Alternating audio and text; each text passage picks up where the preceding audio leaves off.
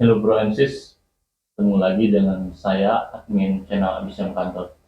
Pada kesempatan kali ini, kita akan membahas tentang parenting, yang temanya adalah anak adalah investasi.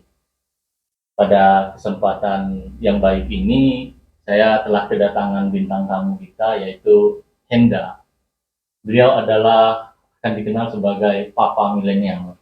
Mungkin nanti akan kita minta seperti apa sih sebenarnya anak adalah investasi. Nah, bicara tentang anak, memang ini yang menjadi kekhawatiran semua orang tua ya, pastinya. Apalagi di saat sekarang zaman modern yang pengaruh global begitu cepat masuk, gitu kan, dengan akses internet, dengan kecanggihan teknologi semua bisa diakses, dan pengaruh-pengaruh LGBT dan sebagainya, ini tentu meresahkan di kalangan orang tua. Nah, bicara mengenai future anak adalah investasi, nanti kita bahas lebih dalam dengan Tung Henda, atau akan dikenal sebagai papa milenial. Ya mungkin Tung Henda, terima kasih sudah berkesempatan menghadiri undangan channel Abis Jam Kantor ini. Baik, terima kasih juga sudah diundang hadir di channel Abis Jam Kantor, channel yang gokil ya, channel yang ngebahas sesuatu sebenarnya rutinitas itu dihadapi semua orang gitu ya. Gimana gimana kesannya saat saat kita memberi undangan sebagai channel Abis Jam Kantor, kesannya seperti apa? Ini pasti, sebelum masuk materi dulu ya. Yang pasti bertanya-tanya dulu ya gitu. Abis Jam Kantor ini apaan gitu. Karena orang beranggapan ya memang jam kantor itu adalah rutinitas, apalagi di kota ya. Iya. Kehidupan urban itu memang hari-hari itu mayoritas dihabiskan oleh jam kantor. Apakah itu masuk jam 7 pulang jam 4 atau masuk jam 8 pulang jam 5. Belum lagi perjalanan kalau di urban ya. Kesannya seperti apa? Kalau di undang habis jam kantor ini kita nanti mau ngomongin apa gitu loh. Enggak, kesannya apakah Abdi Jam Kantor ini punya perspektif rebellion atau membangkang dari aturan yang ada dari jam kantor itu, atau seperti apa? Nah itu yang mungkin sepertinya perlu saya pelajari lebih lanjut ya. Saya tunggu nih konten-konten berikutnya dari Om Dadang nih. Jadi memang ada kesan seperti ya pemberontakan terhadap rutinitas atau seperti apa? Mungkin terlalu radikal kalau dibilang pemberontakan. Kalau barangkali bahasanya perspektif lain barangkali ya. Sudut pandang lain dari rutinitas yang ada. Gitu. Oke. Baik, tadi terima kasih kesempatan kali ini telah memenuhi undangan kami. Nah, saya ingin menggali atau mungkin dari Bro Ensis juga yang sebagai papa milenial atau ayah bunda milenial ya, yang dengan kalangan segmen yang tentunya segmen sangat sangat jam kantor gitu kan, segmen yang kaum kaum usia produktif yang sedang memiliki anak bayi dan sebagai anak kecil ya, belum lagi tuntutan jam kantor, ada kehidupan relationship sama sama pasangan dan sebagainya. Nah ini menjadi target, sebenarnya target kita untuk sama-sama belajar. Nah saya penasaran terkait dengan anak adalah investasi. Menurut Tung Hendra atau sebagai figur papa milenial ini, seperti apa sih anak adalah investasi? Karena tadi ya dengan latar belakang kekhawatiran dari banyak orang tua di saat zaman sekarang dengan penuh teknologi dan akses yang luar biasa dan pengaruh LGBT, seperti apa papa milenial melihat dalam konteks anak adalah investasi? Ya, baik. Terima kasih Om Dadang. Terkait dengan anak adalah investasi, kemudian coba kita kaitkan dengan judul Abis Jam Kantor ya. Investasi ini adalah istilah yang memang sering diperdengarkan oleh masyarakat urban gitu ya, atau masyarakat perkotaan. Barangkali prinsip dari investasi itu sendiri tidak hanya semata-mata dijalankan oleh orang-orang di perkotaan. Di Hmm. pedesaan pun juga sama, tapi mungkin mereka tidak mendefinisikan itu sebagai sebuah investasi. Nah, terkait dengan investasi, sebenarnya investasi itu apa sih? Nah, kalau bicara investasi kan biasanya orang bicara tentang future. Betul. Nah, Jadi sebenarnya, sederhananya kalau kita coba definisikan investasi itu kita menyimpan sebuah value atau modal, apakah itu di sebuah usaha atau mungkin di aset gitu ya, atau di saham dan segala macam, yang tujuannya adalah untuk keuntungan. Ada value yang nantinya akan kita dapatkan di masa depan gitu ya, kalau bahasanya mendadak tadi future gitu, future. Jadi sekarang kita menyimpan, sekarang kita menanam, nanti hasilnya akan kita dapatkan di yang akan datang gitu, di waktu yang akan datang. Sederhananya investasi kan seperti itu ya, seperti itu. Nah, kemudian pertanyaannya adalah bagaimana menghubungkan konteks pengertian investasi tadi terhadap anak gitu. Kenapa kok anak dikatakan dengan investasi? Bentar-bentar. Nanti investasi pada umumnya orang bicara tentang materialistis atau pendapatan atau aset. Kemudian eh, yang menjadi kekhawatiran saya adalah orang akan menyamakan kok anak disamakan dengan materi gitu kan, kok anak disamakan dengan Komoditi gitu ya, komoditi, barang gitu. terlalu terlalu ekstrim melihat anak sebagai, misalkan kalau dibaca sebagai investasi, misalkan orang di zaman demokrasi ya, di zaman demokrasi katakanlah, yang memilih adalah suara, yang menang adalah suara terbanyak yang memilih gitu kan. One man Lah, vote. lah kalau punya istri banyak misalkan yang banyak keluarga, kemudian anak banyak, wah pemilihan kades bisa langsung menang gitu kan. Apakah ini Apakah definisi seperti itu? komoditi, ini disamakan prospek dan peluang gitu. Oke, Dan kalau perspektifnya anak adalah investasi seperti itu, agaknya seperti apa? Dan cara Tung Henda melihat konteks dalam berdemokrasi seperti tadi, apakah demikian anak adalah investasi? Oke, berarti sudut pandang yang Om Dadang sampaikan tadi adalah menghubungkan investasi itu dengan barang gitu ya, dengan objek atau dengan komoditas gitu. Kemudian memposisikan anak itu sudut pandangnya adalah sudut pandang objek atau benda gitu ya. Nah, sebenarnya kalau kita mengedepankan sudut pandang seperti ini, apa sih dampak yang akan ditimbulkan gitu? Ya, bisa saja orang tua menganggap investasi anak seperti itu ya, objek gitu. Begitu saya sudah punya anak, kemudian kedua orang tuanya membesarkan, mengasuh, mendidik, memberikan apapun yang memang perlu orang tua berikan kepada anak, tapi kemudian mengharapkan sesuatu timbal balik. Ketika nanti dia udah besar, harus seperti ini nih, harus seperti yang ditentukan oleh orang tuanya. Apakah Om Dadang pernah menemukan kasus seperti itu? Ya mungkin banyak mungkin. Banyak ya. Artinya orang tua yang katakanlah dia berprofesi sebagai dokter contohnya gitu ya. Ingin anaknya kemudian juga menjadi dokter. Atau mungkin orang tuanya adalah seorang pemuka agama atau katakanlah ustadz, kiai ya. Ingin anaknya kemudian menjadi kiai. Harapan itu apakah boleh? Boleh saja gitu. Tentu setiap orang tua berhak untuk berharap demikian. Tapi apakah harus dan wajib demikian? Nah, inilah yang akan terjadi ketika investasi terhadap anak itu dipergunakan sudut pandang materi tadi. Objek anak adalah objek. Jadi harus menjadi sesuai yang diinginkan oleh orang tuanya. Nah, sementara fundamental dari investasi itu sendiri, ini sebelum lanjut saya mau tanya dulu nih sama Om Dadang. Om Dadang ada investasi nggak? Ya mungkin ada. Ada ya. Ini dengar-dengar dari bisik tetangga katanya nanam durian sampai 5.000 batang nih. Wah, gitu lah. Ah, Gitu. sampai atau nggak sampai, Nggak mudah-mudahan nyampe sampai ke situ ya. ratusan aja. Doa dulu, doa dulu.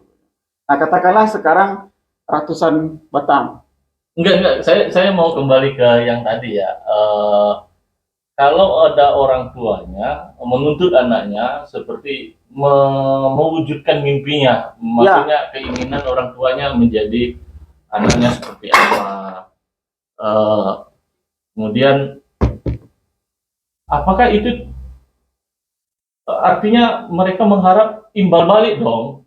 Setelah membesarkan saya ingin anak saya menjadi ini dan anaknya menjadi terbebani berharap imbal balik dari apa yang telah mereka lakukan. Artinya kan investasi memang mengharapkan return, betul. tapi kalau menuntut anak seperti yang diinginkan orang tua, apakah itu juga bentuk yang dibilang anak adalah investasi? Betul. Nah, jadi itu yang tadi coba saya analogikan dengan investasi yang Om Dadang lakukan. Katakanlah contohnya, misal nanam durian ya, artinya berinvestasi di perkebunan atau mungkin di pertanian. Kita nanam sekarang contoh misalnya 200 batang atau mungkin 1.000 batang investasi di perkebunan.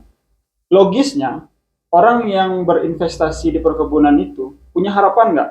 Pasti ya, punya harapan bahwa yang ditanamnya sekarang akan mendapatkan hasil di beberapa tahun kemudian. Katakanlah mungkin 3 tahun atau 4 tahun ke depan. Tapi itu kan harapannya. Ada kemungkinan gagal nggak? Pasti. Pasti ya. Katakanlah mungkin dari 200 batang yang ditanam, bisa jadi mungkin 2 atau 5 atau mungkin 10 atau mungkin bisa jadi 50 batang yang gagal. Atau bisa jadi juga semuanya gagal. Ya Allah alam, kita nggak tahu gitu ya. Dalam artian kita kan apa yang kita lakukan di awal dulu. Kalau menanam nanam durian pertama itu yang dilakukan apa? Iya. Pasti beli bibitnya dulu.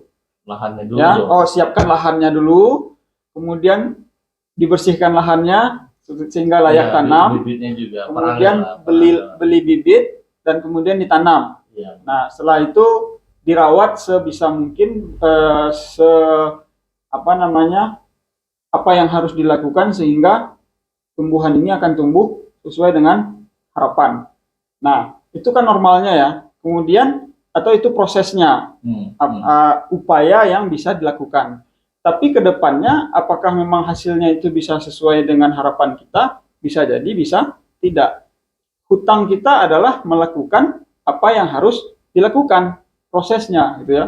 Nah, kemudian hasilnya kita hanya bisa menunggu dari apa proses yang sudah kita lakukan. Nah, analogi seperti itu juga sama halnya dengan anak adalah investasi. Apakah orang tua boleh berharap terhadap bagaimana anaknya ke depan? Tentu saja boleh. Gitu. Tentu saja boleh. Tapi apakah nantinya akan sesuai dengan dalam konteks apakah nanti ini bisa dikatakan berharap imbal balik dong? Artinya orang tua menginginkan dari anaknya seperti apa yang diinginkan orang tua. Nah, sama dengan investasi tadi, harapannya tentu ada. Tapi kalau memposisikan anak sebagai objek, kemudian harus menjadi seperti yang menjadi kekhawatiran saya, kalau orang tuanya menuntut anaknya harus seperti yang diharapkan orang tua, ini akan menjadi beban tersendiri bagi anak. Gitu. Oke, jadi orang berinvestasi katakan seperti ini Om Dadang.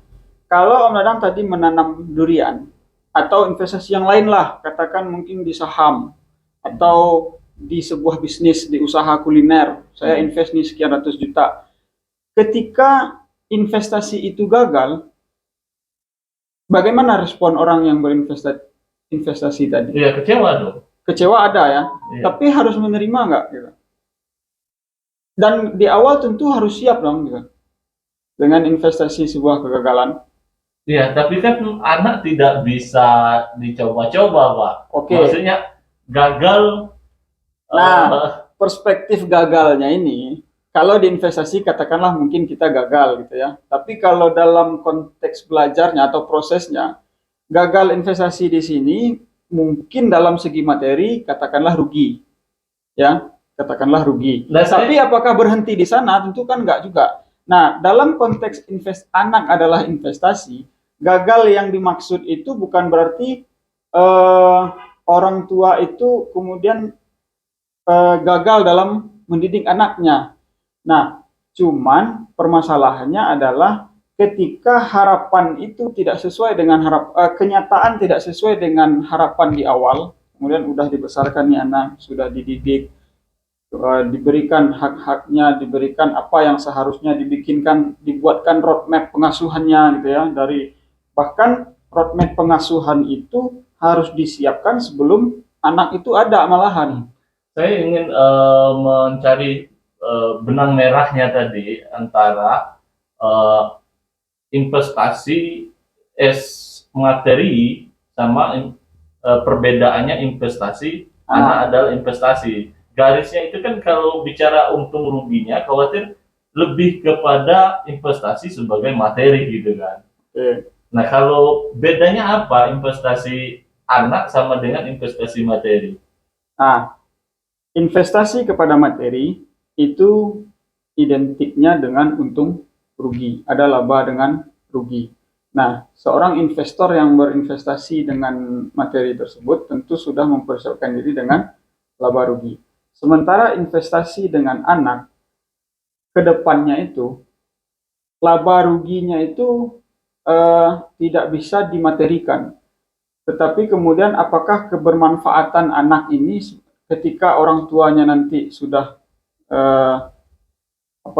sudah tidak muda lagi ya, sudah tua, manfaat dari investasinya itu didapatkan enggak gitu. Lebih kepada kebermanfaatan materi. Nah, jangan ditekankan kepada untung ruginya. Jadi saya sudah sekolahkan ke kedokteran, saya sudah sekolahkan gini, tapi kok nggak jadi dokter gitu loh. Tapi kok nggak jadi ustadz, nggak jadi apa. Nah, ada kekecewaan di sana gitu loh. Nah, padahal kalau kita tarik kepada konteks beragama gitu ya, katakanlah dalam perspektif Islam, itu kan dikatakan ketika mati seorang anak Adam, maka putuslah putuslah semua catatan amalannya. Jadi amalannya itu udah berhenti. Lebih ke berbakti kepada orang tua. Ada tiga, yang pertama adalah ilmu bermanfaat, kemudian sedekah jariah, yang ketiga doa anak yang soleh. Nah, ini salah satu contoh investasi, investasi jangka panjang. Nah, mendidik. Jadi, tapi kemudian sama konteksnya dengan rezeki. Orang kerja sudah dari pagi sampai sore, kerja banting tulang. Kemudian memberikan pemahaman pendidikan kepada anaknya. Tapi ada juga nggak kemudian yang anaknya itu tidak sesuai dengan apa yang diharapkan. Artinya ada juga yang kemudian menjadi anak yang dalam tanda kutip sedikit durhaka, gitu ya, udah disekolahkan tinggi-tinggi, gelarnya banyak, tapi malah membentak orang tuanya. Nah, ini menarik. Mungkin banyak fenomena di lingkungan kita ya. Ya tadi anak yang membangkang atau tidak patuh atau macam-macam ya. Nah, dalam konteks tadi kita kembalikan anak adalah investasi. Apakah bisa dikatakan investasi mereka gagal gitu? Gagal investasi terhadap anak. Nah, fundamental itulah yang harus kita perhatikan dalam memandang itu sebuah keniscayaan dari Yang Maha Kuasa. Maksudnya begini, ketika kita berinvestasi, ketika kita berusaha, bekerja, mencari rezeki, banyak dan sedikitnya rezeki itu apakah ditentukan oleh usaha kita sepenuhnya atau ada campur tangan dari kehendak Yang Maha Kuasa. Artinya nih, ada orang yang udah bekerja sama usahanya, tapi ternyata hasilnya berbeda. Yang satu hasilnya sedang-sedang saja, yang lain berlimpah gitu ya. Nah, itu artinya kan ada kehendak dari Yang Maha Kuasa. Investasi terhadap anak pun juga fundamentalnya harus dasar berpikirnya juga harus tidak boleh terlepas dari hal seperti itu. Orang tua pada posisinya sebagai orang tua itu kan menerima amanah dari Yang Maha Kuasa. Ini kamu, Anda dititipkan anak, kemudian diberikan kuasa untuk mengasuh, membesarkannya, memberikan yang terbaik dan memiliki harapan yang kita punya. Nah, terlepas dari harapan itu nanti terwujud atau tidak, itu harusnya kembali pada konsep rezeki tadi, kita serahkan kepada Yang Maha Kuasa yang memberikan rezeki ini. Kita ingin anak ini kemudian besarnya menjadi seorang ustadz gitu, atau ingin menjadi seorang dokter, ingin menjadi seorang presiden, katakanlah contoh seperti itu. Tapi jangan sampai keinginan kita itu kita letakkan di atas segalanya, tanpa kita menyerahkan kembali bahwa intervensi si anak ini ke depan. Jadi ada campur tangan. Ini investasi dalam kategori anak adalah investasi, berbeda dengan sudut pandang investasi sebagai materi ya.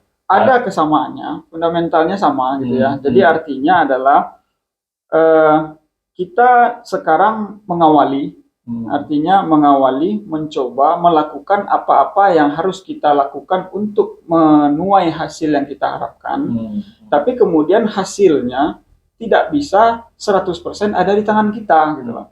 Karena investasi pada prinsipnya kan nanti ada untung rugi. Nah, pada anak pun juga ada kemungkinan tidak sesuai dengan harapan kita seutuhnya gitu. Misalkan contoh mungkin Nabi Nuh gitu ya, dia sudah membesarkan anak seorang nabi gitu loh, tapi anaknya malah durhaka gitu. Nah, kemudian kita juga harus mempunyai definisi berhasil dan gagalnya kita membesarkan anak itu ke depan. Ukuran gagalnya itu seperti apa? Nabi Nuh tidak bisa juga dikatakan sebagai orang tua yang gagal gitu. Kalau mungkin kita melihat pada hasil, barangkali kita mendefinisikannya gagal ya. Kalau kita melihat pada hasil, tapi kan kita juga tidak boleh menghakiminya hanya semata-mata pada hasil. Kita juga harus melihat pada proses gitu. Proses. Nah, orang tua pun juga nantinya akan dihisap pada proses. Sudah sejauh mana orang tua memberikan kewajibannya terhadap anaknya, menyekolahkannya, kecuali memang orang tuanya berlepas tangan. Artinya ya udahlah, anak saya nanti gimana nantinya aja gitu, besar aja dengan sendirinya. Itu juga nanti jadi kehendak Tuhan aja lah, kehendak Allah aja mau anaknya seperti apa. Investasi ini lebih kepada karakter buildingnya juga ya. Proses. Jadi sama dengan kita berinvestasi di kuliner misalnya. Kita lakukan apa yang harus kita lakukan. Oh, dari segi penyiapan produknya seperti apa, marketingnya nanti seperti apa, sehingga investasi kita ini nggak sia-sia. Sama dengan anak, kita lakukan yang terbaik dari dia sebelum lahir malah. Bahkan mungkin dari awal mencari pasangan gitu ya. Seorang perempuan mencari pasangan laki-laki, dia punya visi anak itu nanti ke depan bagaimana. Laki-laki pun juga mencari calon istri, kemudian yang akan menjadi garda terdepan dalam pengasuhan anaknya itu seperti apa. Kemudian setelah menikah berbicara visi nanti kita ke depan anakmu seperti apa, pendidikannya seperti apa. Nah, kemudian sudah dilakukan, anak sudah ada, kemudian diberikan 0 sampai 7 tahun nanti. Nah, sudah dilakukan bagaimana semestinya. Kemudian 7 sampai 14 tahun sudah dilakukan juga sebagaimana semestinya. Prosesnya sudah kita lalui dengan benar. Semuanya sudah kita lakukan dengan seharusnya. Hasilnya tentu kita harapkan baik gitu ya. Sesuai dengan yang kita harapkan. Tapi kemudian ketika hasil itu ternyata tidak sesuai dengan harapan, ya orang tua pun juga harus siap kembalikan. Oh, berarti apa yang salah? Apakah memang itu salah dari ini kan, proses atau memang itu semata kehendak Allah? Gitu. Kalau hasilnya tidak sesuai dengan harapan, berarti kan apakah ada cara-cara atau treatment, kegagalan dalam treatment memasukkan visi orang tua terhadap anaknya, atau Tum Hendra selaku papa milenial apakah punya cara, trik atau strategi memasukkan visi orang tua terhadap anaknya, bagaimana? Oke. Kalau orang bijak itu kan mengatakan hasil tidak akan pernah, proses tidak akan pernah mengkhianati hasil gitu ya. Kalau kita sudah mempersiapkan segalanya, jadi kan orang yang gagal membuat rencana berarti merencanakan kegagalan, itu ya kata orang bijak lainnya.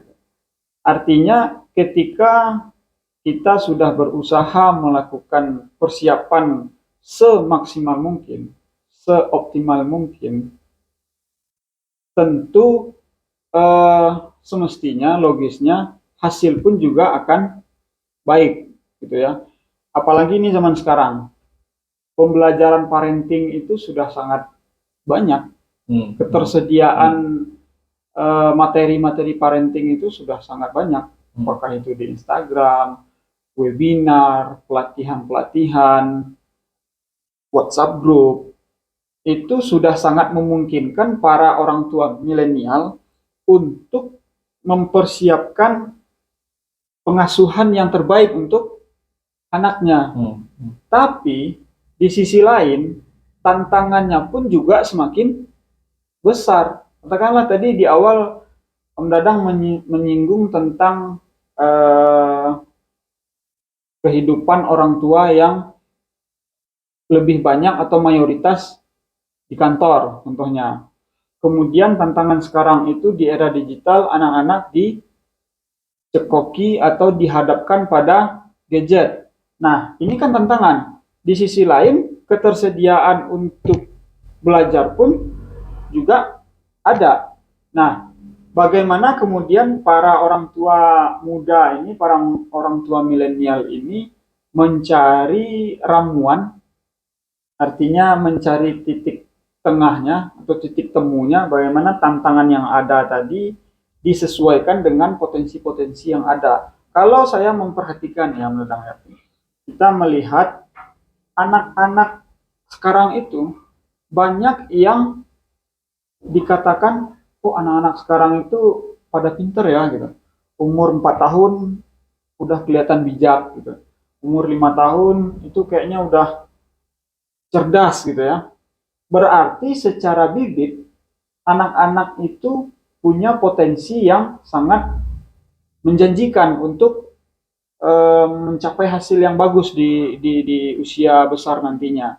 Tapi permasalahannya adalah bisakah orang tua menjawab tantangan bibit yang bagus tadi bisa diolah atau dikembangkan atau bisa dimaksimalkan menjadi hasil atau mendapatkan hasil yang betul-betul maksimal gitu loh, dengan segenap tantangan yang ada. Ini nggak tahu nih kita ke depan 2 tahun 3 tahun ke depan tantangan seperti apa lagi yang bakal muncul gitu ya, yang bakal hadir. Nah, kembali kepada anak investasi tadi adalah ini ketersediaan belajar udah tersedia nih, orang tua sudah diberikan kesempatan untuk mempersiapkan anak-anaknya ke depan menjadi anak yang terbaik, menjadi penerus yang sesuai dengan harapannya. Tapi kemudian tantangan tadi bisa diminimalisir nggak gitu? Nah, mungkin tips yang bisa dibagikan ke Bro and Sis milenial selaku orang tua milenial, seperti apa sih sebenarnya dalam menghadapi rutinitas realita kehidupan, kesibukan jam kantor, sementara kita mempunyai relationship sama pasangan, ada keluarga, ada anak kecil. Nah, ini dalam manajemen atau memanage kondisi ini seperti apa supaya anak selaku investasi itu bisa terwujud dengan baik? Ya, itu yang tadi sudah kita singgung, bagaimana para orang tua menemukan keseimbangan antara potensi realita yang ada sekarang dengan kenyataan tantangan yang juga semakin menyerbu gitu ya. Katakanlah kalau untuk usia produktif mungkin yang baru menikah umur 25 tahun kemudian langsung dapat omongan ya, artinya kalau keduanya memutuskan untuk sama-sama bekerja dan memutuskan untuk punya anak, maka akan ada beberapa puluh tahun ke depan waktunya yang akan dibagi di antara mengejar karir, membangun usaha, atau kalau dia bekerja atau punya usaha sendiri, dengan memberikan perhatian kepada anak ya. Nah, yang pertama tentu yang harus dilakukan adalah dialog dan komunikasi di antara pasangan, suami dan istri. Apapun keputusannya, tentu akan mempunyai dampak. Kalau keputusannya itu adalah, oh, suami istri kedua-duanya tetap harus sama-sama kerja, karena tuntutan kehidupan di perkotaan itu sangat tinggi ya, sewa rumah, kredit, mungkin kredit kendaraan, macam-macam lah gitu. Sehingga kayaknya kalau sendiri masih nggak nutup gitu. Sehingga keputusannya adalah manajer di perusahaan yang kecuali mungkin founder ya, kecuali mungkin founder. Founder juga nggak founder lagi justru founder itu harus berpikir siang dan malam gitu ya, harus berpikir 24 jam bagaimana bisnis saya ini shuttle gitu ya. Harus tetap mikirin bisnis, tadi di sisi lain mikirin anak adalah investasi. Nah, jadi kembali kepada komunikasi pasangan tadi, harus memutuskan apakah keduanya akan berjibaku dengan perjuangan mencari nafkah, atau salah satunya mengalah. Dalam konteks yang ideal, yang mengalah itu adalah istri ya. Nah, kebanyakan kita menemukan realita adalah dunia terbalik gitu. Justru yang bekerja itu adalah istri. Nah, yang ngomongin anak suami. Nah, secara kodratnya ini kan sebenarnya sudah kurang pas, kurang cocok. Nah, itu kalau ada yang mengalah. Kemudian bagaimana kalau kedua-duanya justru tetap harus bekerja? Istri bekerja, suami bekerja. Keduanya atau orang tua juga harus punya plan B. Nanti anaknya bagaimana? Nah, dan resikonya nanti bagaimana? Jadi harus siap. Kalau itu kan diambil dari perspektif kemungkinan waktu, ketersediaan waktu anak, orang tua yang bapak dan ibu masing-masing bekerja. Nah, kemudian bagaimana sih melakukan investasi yang baik dan benar terhadap anak, atau bagaimana cara membangun karakter. Tadi kalau saya tidak salah tafsir tadi, lebih ke membangun karakter anak supaya lebih mempunyai kebermanfaatan dalam jangka waktu ke depan atau pasca dunia ini, mungkin tadi dalam jangka waktu yang lebih panjang lagi ditarik. Nah, seperti apa sih untuk membangun karakter anak dari menghindari dari pengaruh-pengaruh tadi ya, tantangan global ini, terutama dalam yang mengkhawatirkan tadi LGBT dan sebagainya. Jadi kalau apa tipsnya, trik-triknya? Nah, kalau dalam teori pengasuhan parenting itu ya, usia anak 0 sampai 5 tahun itu dikategorikan sebagai periode emas. Atau golden periodnya gitu ya, periode emasnya. Nah, para orang tua harus mempersiapkan diri bagaimana memberikan dasar yang kuat kepada anaknya di masa golden period ini, 0 sampai 5 tahun ini. Kedekatan kepada anak, kemudian apa asupan yang diberikan. Karena anak 0 sampai 5 tahun itu indranya yang paling bekerja adalah indra pendengaran dan penglihatan. Artinya apa yang dia dengar, apa yang dia lihat, itu yang akan dia lakukan. Jadi kalau dikatakan itu like father like Mengcopy son, aja ya. mengcopy aja. Jadi eh, apa namanya, dia itu belum seutuhnya mengenal instruksi gitu. Oh, diajarkan begini begini, enggak. Caranya adalah ya apa yang, kalau Lebih- artinya kalau lebih- nasihat kan lebih juga mendengar ya. mencontohkan ya, Ah, mencontohkan. apa yang dicontohkan, apa yang dia lihat, Hmm. kemudian apa yang dia dengar. Yang dia dengar itu ya dia copy paste. Maksudnya yang dia dengar itu bukan berupa instruksi ya. Contohnya misal eh, anak usia 3 tahun, abang harus begini ya, begini ya, begini ya. Itu kan instruksi. Artinya dia kan juga dengar, tapi dia belum bisa menafsirkan itu. Tapi kalau mendengar itu adalah yang dikatakan apa yang dicontohkan orang tuanya, misalnya kita nih sebagai orang tua ingin menanamkan karakter anak ini yang Jadi lebih berhati-hati ketika anak di usia golden age ya. sangat harus berhati-hati karena dia anak di usia itu adalah masa copy Nah paste. itu kan usia itu artinya membangun fundamental dari Fundamental, karakter itu. betul. Apakah setelah misalkan terjadi kegagalan ya atau miss atau pendidikannya tidak lengkap atau ada contoh yang tidak baik semasa periode golden age tadi, apakah pasca itu bisa diperbaiki lagi atau gimana? Itu yang dikatakan dengan hutang pengasuhan.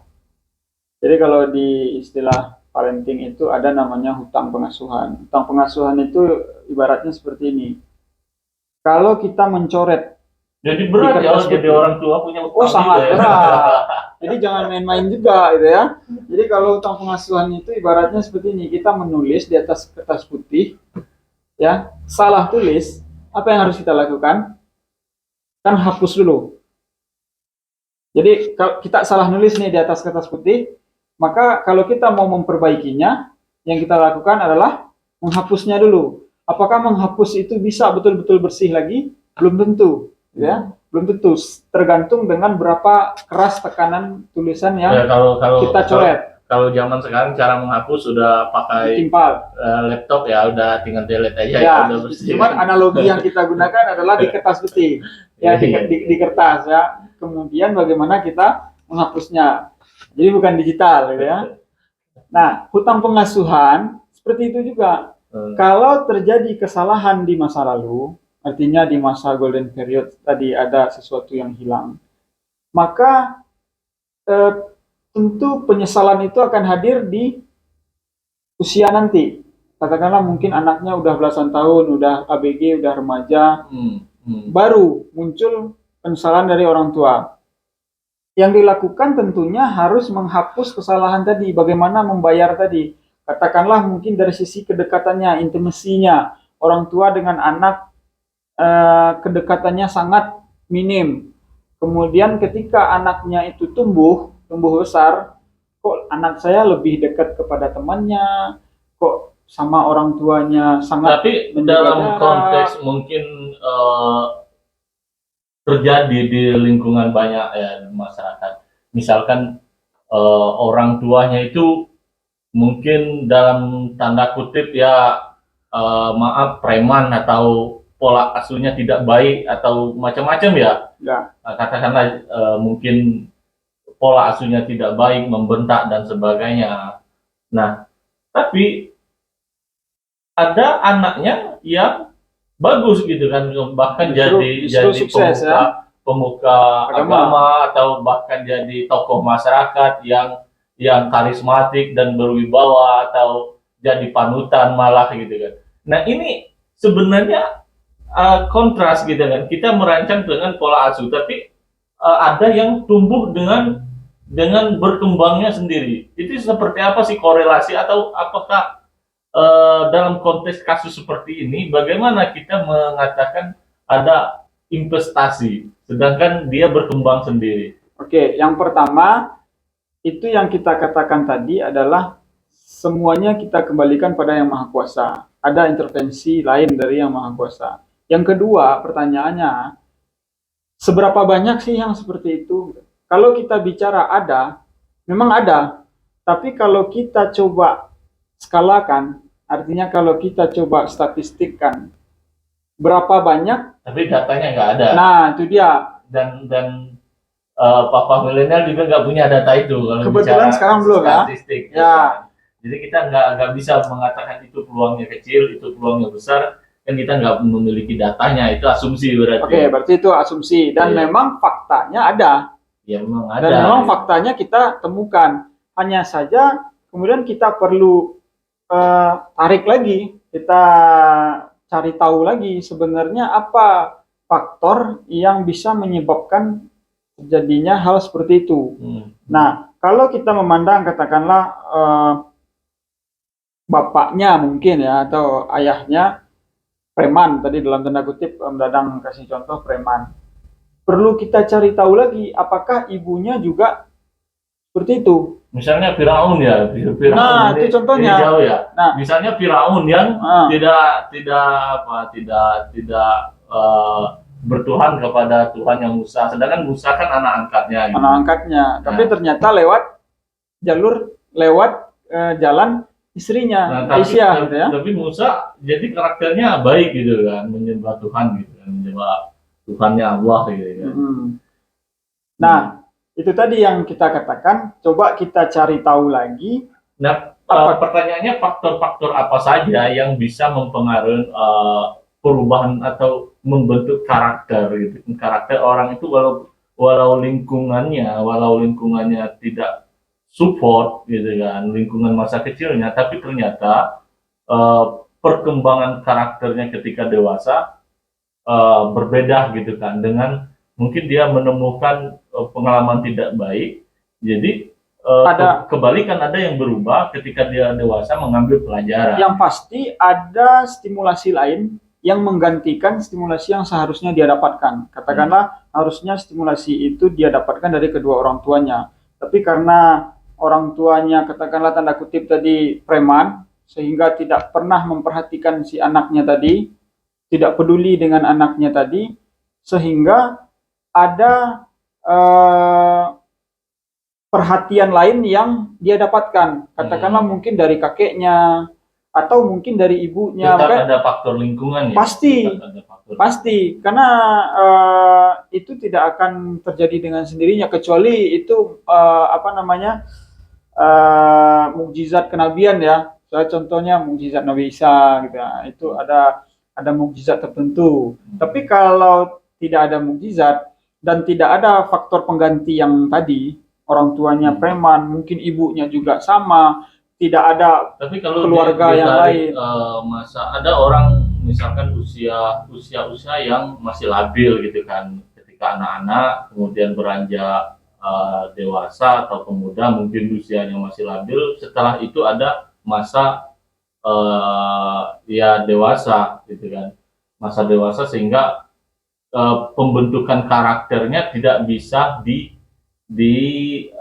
tidak labil lagi, tidak bisa dirubah-rubah lagi, udah menjadi karakter dan tabiat gitu dengan sifat. Udah ke bawah ya. Udah ke bawah gitu kan. Nah, kembali tadi sebenarnya di usia berapa sih orang-orang itu atau karakter itu masih bisa dibentuk atau masih bisa dirubah gitu kan. Oke, jadi kita sekarang ini berbicara konteks pengasuhan. Kita harus membedakan antara konteks pengasuhan anak dengan hidayah yang mungkin akan didapatkan semua orang di sepanjang umurnya. Jadi kalau kita bicara hidayah itu mau wafat pun juga nantinya akan bisa mendapatkan hidayah gitu. Tapi kan kita berbicara tadi konteks pengasuhan yang kita persiapkan dari anak-anak. Nah, pengasuhan ini pun juga harus kita bedakan antara kondisi normal dengan kondisi yang khusus. Contoh misal tadi orang tuanya preman dan segala macam. Baik, itu khusus ya. Sebelum itu kita akan mendengarkan suara azan. Nanti kita kembali lagi kepada Bro and Sis, tetap di channel Abis Jam Kantor.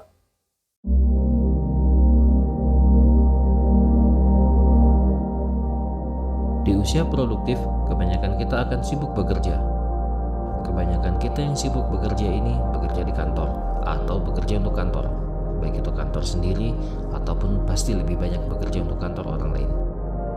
Saking seriusnya bekerja, kehidupan usia produktif itu adalah kehidupan jam kantor. Tentu urusannya soal kerja, kerja, dan kerja. Begitulah realita. Kehidupan kita sebagian besarnya adalah kehidupan jam kantor. Padahal nggak gitu bro and sis. Kita punya kehidupan selain jam kantor. Dan kita harus sadar akan hal itu. Kita punya kehidupan tentang pribadi kita, tentang skill kita, tentang style kita, tentang hobi kita. Kita juga punya kehidupan tentang relationship kita, tentang pertemanan, tentang pacar kita, tentang pernikahan. Lu kapan menikahnya? Pacaran mulu dah. Jangan lupa lo, kita bakal jadi orang tua. Kita akan punya anak bayi cuy. Gak bisa dipungkiri, kehidupan jam kantor tentu sangat penting. Tapi jangan sampai lupa, ada kehidupan yang harus kita pikirin, rencanain, dan tentu harus kita nikmatin. Itulah kehidupan abis jam kantor.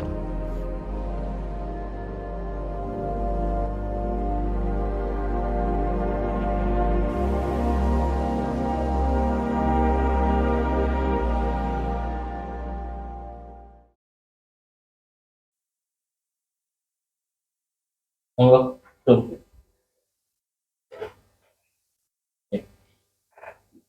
Oke, Bro and Sis, ketemu lagi dengan saya admin Abis Kantor. Tadi sempat kepotong atau jeda waktu azan. Sekarang kita lanjutin lagi ya.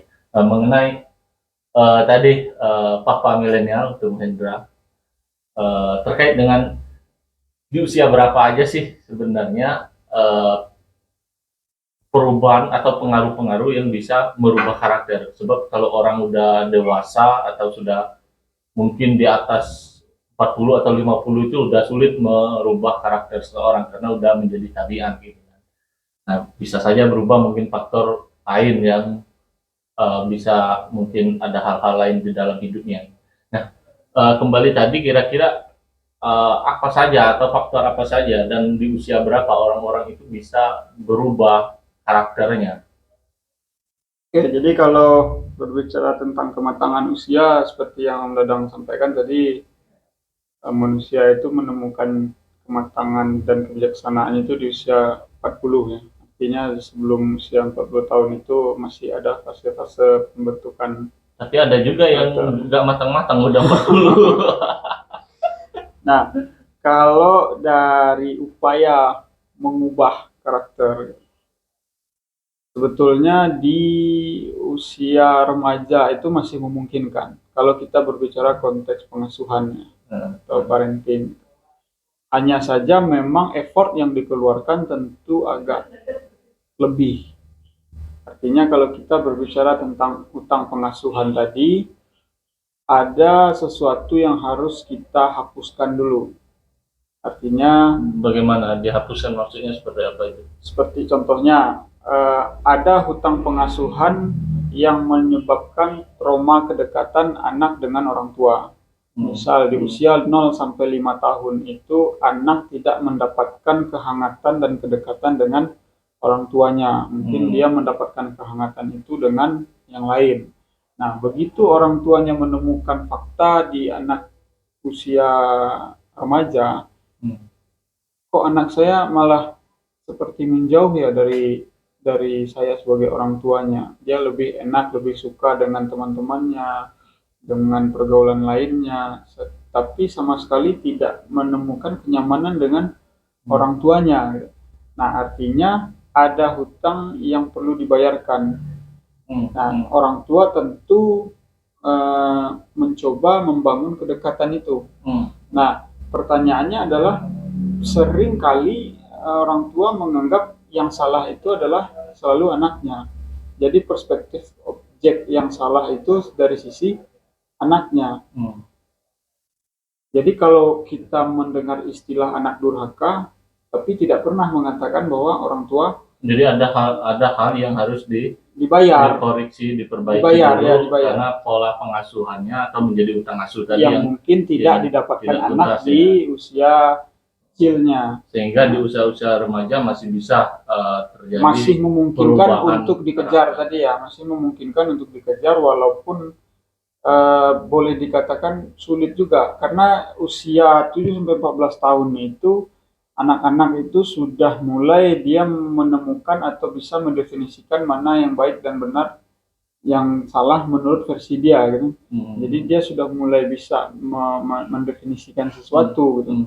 Nah, sementara kalau anak usia 0-7 tahun itu dia kan hanya mengcopy paste apa yang dikatakan orang tuanya Nah, tadi. Tadi kalau dibilang golden age tadi masa copy paste ya, masa pembangunan fundamental. Ya, Sekarang yang menjadi tantangan adalah di usia labil, di usia masa remaja ya, di masa remaja. Nah, seperti apa treatment di usia remaja untuk supaya dia lolos lah bahasanya itu, tidak menyimpang atau tidak terpengaruh kepada kenakalan remaja. lagi-lagi itu berbicara tentang ketersediaan waktu orang tua. Ketersediaan waktu orang tua, kalau tadi 0 sampai 7 itu waktu yang diberikan adalah untuk mencontohkan supaya anak bisa menduplikasi perbuatan dari orang tuanya. Nah, di usia remaja itu waktu yang perlu disediakan adalah waktu sebagai dia jadi teman bicara. Waktu yang memberikan orang tuanya itu menyediakan kedua telinganya mendengarkan cerita dari anak-anaknya. Jadi sebisa mungkin ketika anak sudah memasuki fase remaja itu mereka tidak terlalu banyak bercerita justru kepada orang lain, tapi lebih banyak kepada orang tua. Nah, permasalahannya terkadang orang tua apalagi yang sudah orang tua yang sudah disibukkan dengan pekerjaan, permasalahan kantor, jadi ketika tidak punya waktu, orang tuanya tidak punya waktu menyediakan waktu untuk anaknya, jadi anaknya itu bisa lari kepada orang lain. Jadi sehingga ketika pulang ke rumah itu hanya seringkali menjadi aparat gitu ya. Ya seperti polisi, hanya menghakimi, hanya menanya, udah sampai mana tadi sekolah, belajar apa tadi di sekolah. Nah, kebanyakan jadi masa-masa remaja itu masa-masa sementara masa remaja itu perlu didengar, apalagi mungkin dia udah masuk usia balik, apakah di sekolah itu anak kita sudah mulai naksir lawan jenis, lebih mendalami perkembangan karakternya. Betul, jadi mencoba untuk menjadi teman, artinya sudah mulai menyediakan waktu mereka yang banyak bercerita, karena kan anak sudah masuk SD atau SMP itu kan sudah menemukan lingkungan yang lebih luas. Kalau tadi anak-anak kecil usia 0 sampai 5 tahun itu sebenarnya lebih baik banyak di rumah, karena jadi dia perspektifnya pendekatannya lebih kepada sebagai teman orang tua dan anak, pendampingan itu, ya artinya pendampingan emosional yang didapat sebagai teman gitu kan. Ya, jadi kalau kata Ibnu Taimiyah itu at-ta'rif qabla ta'rif, at-ta'rif qabla taklif gitu ya. Dapatkan dulu hatinya, kemudian baru dikasih tahu, dikasih petunjuk, baru yang ketiga baru dikasih perintah. Nah, kesalahan dalam pengasuhan itu seringkali belum ada tunjuk, belum ada didapatkan hatinya, apa-apa udah perintah aja. Dia kerjain PR, dia kerjain ini, dia segala macamnya. Pokoknya instruksi, perintah. Nah, sementara yang harus dilakukan itu sebelum kasih perintah itu kasih dulu petunjuknya. Kenapa sih harus begini? Nggak dikasih duit? Itu udah lain lagi ya. Nah, kenapa sih harus begini dan bagaimana caranya? Nah, sebelum mengasih petunjuk itu ibarat guru ya, sama duit juga ya. Itu ada lagi pendekatan behavioristiknya, nanti mungkin kita bicara lain lagi ya. Tentang pendekatan dalam parenting itu nanti ada lain lagi. Nah, tapi menarik, saya kembali tadi kata Tumenda, orang tua harus menyediakan waktu untuk waktu yang banyak supaya lebih mengakomodir, memberi ruang kepada anaknya. Nah, ini menjadi tantangan juga bagi sis and bro di kalangan orang tua muda. Segmen orang tua muda ini, karena channel ini adalah channel Abis Jam Kantor. Memang kebanyakan para sis and bro ini banyak ngantor, sibuk dengan rutinitas entah baik ngantor entah kerja, sehingga sangat kemungkinan kecil ya mempunyai waktu yang dibilang harus banyak waktu menyediakan. Nah, ini seperti apa sih?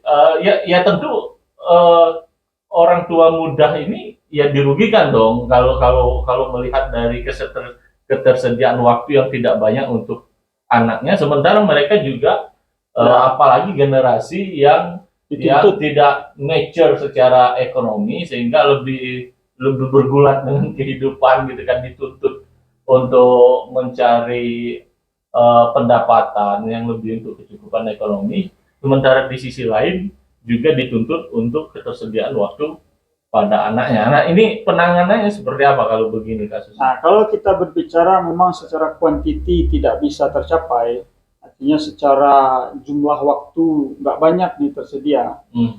Kemungkinan keduanya, jangan sampai secara quality pun tidak berkualitas. Artinya, udahlah waktu yang tersedia itu terbatas, hanya sedikit, waktu yang sedikit pun juga tidak dimaksimalkan sebaik-baik mungkin. Katakanlah mungkin pulang jam kerja itu nyampe rumah jam 6 sore atau jam 7 sore, masih ada waktu barangkali 2 jam sampai jam 9 baru tidur, katakanlah seperti itu ya. Hanya 2 jam gitu. Atau mungkin waktu di weekend 2 hari, Sabtu Minggu. Jadi lebih menekankan kepada kualitas dari hubungan atau jangan sampai secara kuantiti nggak dapat, kualitas pun menguap gitu. Nah, bagaimana waktu yang sedikit karena itu bisa banyak kuantiti pun belum tentu tidak menjamin juga ya. Tidak menjamin juga. Betapa banyak kita malah menyaksikan orang tuanya di rumah, mungkin tanda kutip ya, mohon maaf, ibu-ibu muda juga yang tidak bekerja, dia rumah tangga saja, barangkali mungkin punya waktu yang banyak, artinya setelah pekerjaan rumah tangganya selesai, terus kemudian banyak menghabiskan waktu, mohon maaf katakanlah ngerumpi ya, bergosip. Jadi tidak serta-merta juga kuantiti yang banyak menjamin kualitas yang bagus. Ya, karena mungkin saya juga pernah baca-baca dari artikel berita gitu kan, di masa awal pandemi memang angka kekerasan rumah tangga itu meningkat ternyata, karena padahal pasangan itu lebih banyak di rumah karena WFH ya. Lebih banyak di rumah, tapi faktanya sama-sama di rumah malah terjadi kekerasan dalam rumah tangga, terhadap anaknya malah atau terhadap istrinya. Lagi-lagi nah, ini terkait dengan kalau bicara kuantiti waktu tadi ya, maksudnya ya kuantiti bukan jumlah, bukan kualitas, tapi tadi ditekankan lebih kepada kualitasnya. Nah, jadi sebenarnya kalau contohnya di WFH itu banyak terjadi kekerasan rumah tangga yang lain, sebenarnya itu indikatornya perlu kita cari tahu lebih dalam lagi ya. Mungkin barangkali itu faktor ekonomi kah yang membuat emosi menjadi tidak stabil atau apa. Jadi belum tentu itu hanya semata-mata karena jadi para orang tua muda yang tidak punya waktu banyak, tidak juga harus berkecil hati ya. Tidak usah berkecil hati. Ya, yang pastinya lebih mengedepankan secara kualitas waktunya diberikan. Kalau kita berbicara ideal adalah tentu orang tuanya berbagi tugas, suaminya bekerja, ibunya adalah menjalankan fungsi rumah tangga. Nah, tapi dalam artian kalau kondisi memang mengharuskan daerah perkotaan, tuntutan kehidupan sehingga menuntut istri juga harus bekerja. Tidak hanya faktor ekonomi, mungkin juga faktor karir mungkin bagi ibu-ibu kan mengejar jenjang karir. Mungkin ada juga merasa, aduh sayang nih sekolah udah tinggi gitu ya, maksudnya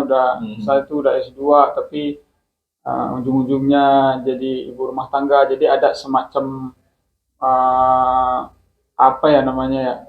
kepuasan yang belum tercapai ya. Nah, apakah seperti itu salah ya? Kita juga tidak bisa menjudge dan menghakimi orang-orang yang merasakan hal demikian gitu ya. Itu hak pada masing-masing orang gitu ya. Nah, tapi kemudian bagaimana kualitas tadi bisa bermanfaat. Nah, mungkin saya izin menyampaikan yang tadi dulu Om Dadang terkait dengan mendapatkan hati tadi, at-ta'lif qabla ta'rif atau ta'rif qabla taklif. Nah, yang terpenting itu adalah bagaimana mendapatkan hati anak tadi. Nah, sama seperti pasangan laki-laki mungkin gimana sih mengajak pasangannya untuk menikah, kan idealnya mendapatkan hatinya dulu, udah nyaman, udah baru mendapat restu. Dalam anak pun juga seperti itu ya. Begitu orang tua sudah mendapatkan hati anaknya tadi, apapun yang akan diajarkan akan bisa diterima anak dengan baik, dengan bagus gitu ya. Tapi kalau hatinya tadi belum bisa didapatkan, anak masih cuek-cuek aja gitu.